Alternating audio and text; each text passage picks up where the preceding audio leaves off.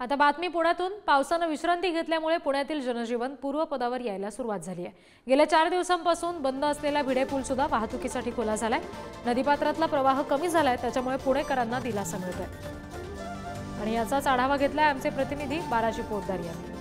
पुणे जिल्ह्यातील धरण क्षेत्रात होणारा पाऊस आणि विसर्ग यामुळे पुण्यात गेल्या 2-3 दिवसापासून बंद असलेला भिडे पूल आज सकाळी वाहतुकीसाठी खुला करण्यात आलेला आहे। मी ज्या ठिकाणी उभा आहे तो आता भिडे पूल आहे आणि मोठा विसर्ग या सगळ्या मोठ्या पात्रात असल्यामुळे 4 दिवस झालं पुणेकरांना हा रस्ता वापरता येत नव्हता। आता सुरळीतपणे हा रस्ता सुरू करण्यात आलेला आहे। त्याचबरोबर विसर्गासोबत आलेली जी घाण आहे ते सुद्धा बाहेर काढून टाकण्यात येते आणि विसर्ग पूर्णपणे बंद करण्यात आल्याने पुण्यातील पाऊस सुद्धा बंद असल्याने आता जे पुण्याचं जनजीवन होतं, जे विस्कळीत झालं होतं ते पूर्णपणे सुरळीत झाल्याचं पाहायला मिळतंय।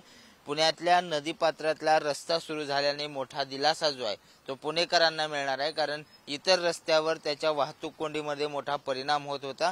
पुण्याच्या नदीपात्रात जे असलेले मंदिर असेल, कचरा असेल, नदीपात्राच्या शेजारचा परिसर असेल तो पूर्णपणे आता मोकळा झालेला आहे। पाण्याचा प्रवाहही कमी झालेला आहे आणि विसर्ग पूर्णपणे थांबवल्याने पुणेकरांना मोठा दिलासा मिळाला आहे असंच म्हणावं लागेल, कारण 4 दिवसापासून पुण्याला रेड अलर्ट होता आणि त्यामुळे पुण्यातल्या खडकवासल्यातून मोठा विसर्ग सोडत असल्याने पुण्यातला हा भिडे पूल जो आहे तो वाहतुकीसाठी बंद राहत होता।